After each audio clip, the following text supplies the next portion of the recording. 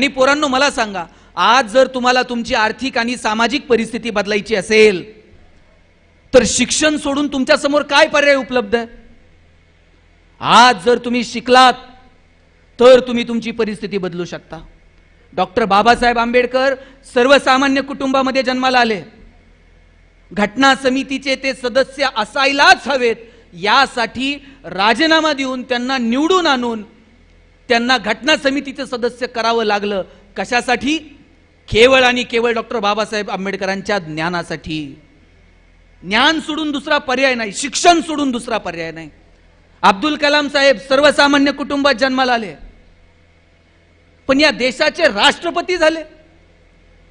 कोणती परिस्थिती आडवी आली त्यांना मोठं व्हायला? मी अमुक जातीत जन्माला आलो, अमुक धर्मात जन्माला आलो, मला शिक्षणाच्या सुविधा नाहीत, अशी कोणतीही अडचण या लोकांच्या पुढे आली नाही.